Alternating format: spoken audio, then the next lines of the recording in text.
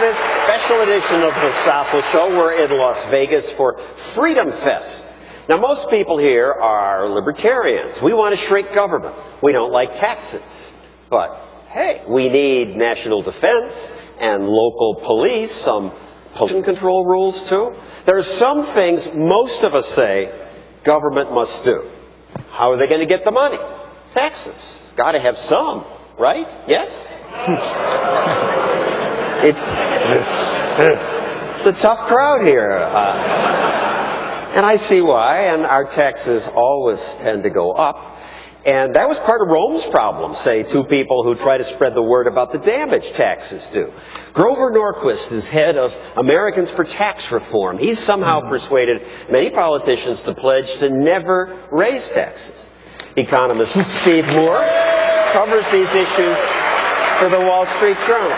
So, Grover, Rome had high tax rates? Well, not always. At first, for about 400 years, they had no real direct internal taxes because they looted their neighbors. That may not... We're not advocating that, right? We got to talk to the Canadians, but that may not work out. But then, even that wasn't enough, and so they started having dramatically higher taxes. The amount of money they spent on the armies to occupy those other guys cost more, perhaps, than they were able to extract. Taxes got... They started with tariffs. They had tariffs. Caesar Augustus brought us the first death tax. Constantine brought us the first income tax.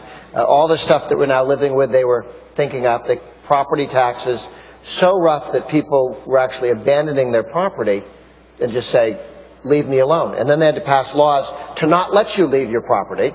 So you had to stay there and farm it so they could loot you.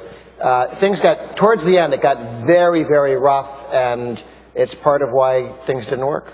One penalty for not paying your taxes was being sold into slavery. Or killed. Yeah. That's the modern day IRS, right? That's what they do to us now. When they would demand payment in gold and silver, the only way to get it was to sell, in some cases, children into slavery, oneself into slavery, to get currency. It was that bad. Yeah. But 1%, I read, was the highest income tax. Well, what happened, I mean, Grover's exactly right. And what happened in Rome, and one of the reasons Rome fell, was they kept collecting more and more money from the tributaries, the outlying areas, and it all went into Rome. And you had a massive revolt among the people all over the country who weren't in Rome. And by the way, that's happening in America today, I think. People are sick and tired of seeing their tax dollars sent to Washington and none of it coming back to the states from whence it came. And that's one of the reasons I think we should lower federal taxes and let states do this. That's one of the great things about America. We're a federalist system. The states created the federal government. The federal government did not create the states. The reaction right? The reaction to the tax farmers that they had that would go out and collect the taxes. They called them tax farmers? Tax farmers, tax collectors. It was so bad that in one revolt in Asia Minor, they killed about 80,000 of them in a day or two. We don't advocate killing tax collectors on this show.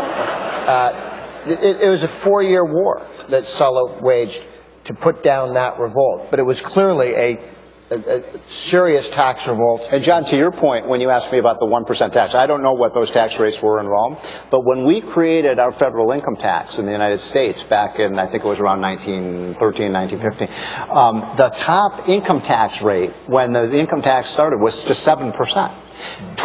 Within 10 years, the top income tax rate went from 7% to 70%. You know, and it's remained high ever since. That's why I've always believed Steve Forbes had it right. We ought to go back to an 18% flat tax, get rid of all the deductions, all the loopholes, make it as simple as possible, collect the money you need, but don't create all these special interest groups. And by the way, the people who are most opposed to the flat tax, the people who are most opposed to the flat tax are people in Washington, D.C., because you take the power away from Washington. Look, when we went into revolt 1774, 1775, Americans in the colonies were paying 2%. Our oppressors, the Brits in London, were paying 20%. It's expensive running an empire. We need to go back towards 2%. I like 2% better than 18. That's what... 2% would be it, and to be clear, we're at 40% about if you include state and local. Yeah, I mean, you don't have to get we want to get towards 2%. We function fairly well beyond that. And the reason the British were taxing themselves at 20% was that they were running an empire. Thank you, Grover and Steve. Coming up, when governments can't raise taxes anymore, they find other ways to fleece people, like devaluing the currency. Rome did that. Hey, America's doing it now. But what does that do to a country? Didn't work out so well for Rome. That's next.